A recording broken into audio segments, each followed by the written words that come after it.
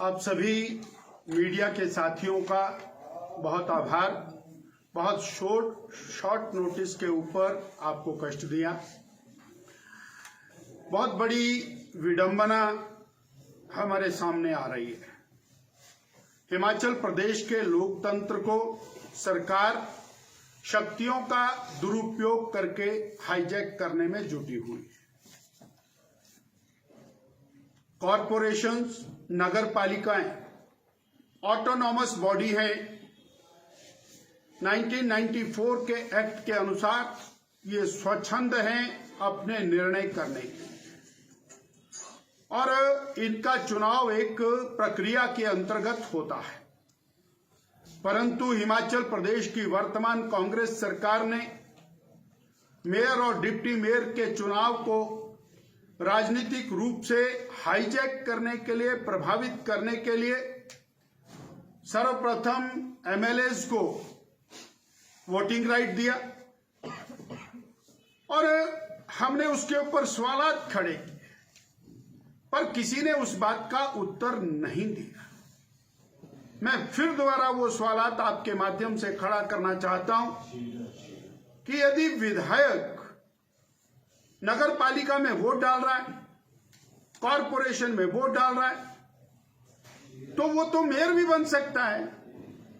वो मेयर का चुनाव भी उसको लड़ लेना चाहिए, उसको चेयरमैन का चुनाव भी लड़ लेना चाहिए। और बीडीसी के अंदर क्यों नहीं वोट डाल सकता? फिर जिला परिषद में भी उसको वोट डालना चाहिए, बीडीसी में भी वोट डालना चाहिए, और अगर जब पंचायत में भी कहीं जरूरत हो तो वहां भी एमएलए को वोट डालना चाहिए। और इस हिसाब से जो माननीय लोकसभा सांसद हैं उनको और हिमाचल प्रदेश की विधानसभा में वोट डालना चाहिए। सबका अपना अपना दायरा है और सबको अपने अपने दायरे के अंदर काम करना है। धर्मशाला की कॉरपोरेशन को और इसी प्रकार की एक सरकार की नीति के अंतर्गत कांग्रेस ने स्नैच किया। अब उसके बाद हम सोलन के ऊपर आते हैं। कांग्रेस की ब्रूटल मेजॉरिटी है। बीजेपी के पास 7 मेंबर है, 1 इंडिपेंडेंट है जिनका सहयोग बीजेपी को प्राप्त है, और कांग्रेस के पास 9 मेंबर हैं। अब उसके बाद भी इनको 10वां मेंबर चाहिए। अब 10वां मेंबर चाहिए तो उन्होंने माननीय मंत्री जी को अधिकृत किया है।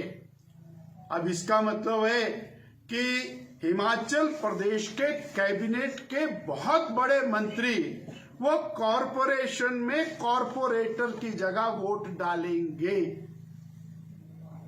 ये और कितना मॉरल है इसके बारे में जरूर हमको चिंतन करना पड़ेगा। अब उसके बाद अगली बात, 4 तारीख का चुनाव डिक्लेयर हुआ। माननीय रिटर्निंग ऑफिसर जो एडीसी हैं उन्होंने एक नोटिफिकेशन निकाली कि 4 तारीख को फला कानून के अंतर्गत मेयर डिप्टी मेयर का चुनाव संपन्न होगा। यदि कोरम पूरा नहीं हुआ तो 5 तारीख को ये चुनाव संपन्न होगा।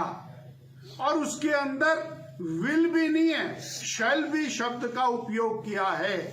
यानी ये कैटेगोरिकल है कि this election will take on 5th of December। अब क्या मामला हुआ?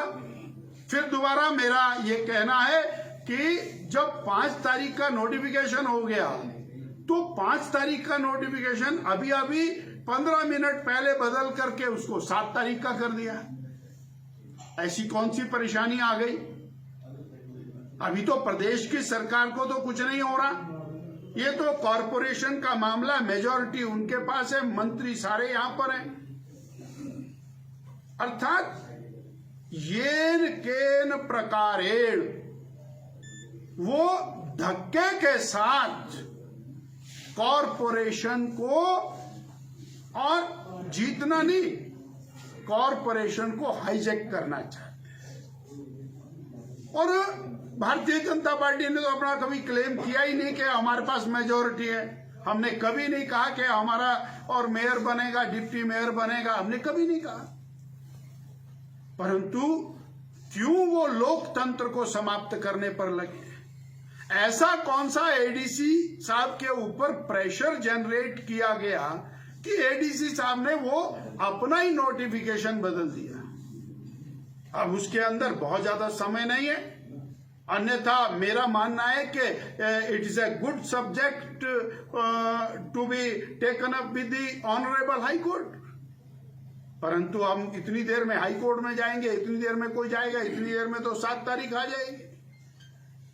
और उन्होंने ये भी एक योजना पूर्वक किया है। हमारे एक ऑनरेबल मेंबर जिनके घर में उनकी ग्रैंड डॉटर की शादी है और वो शादी के लिए राजस्थान जा रहे हैं, और यही समय उन्होंने चुना ताकि बीजेपी का एक वोट उस दिन राजस्थान में रहेगा।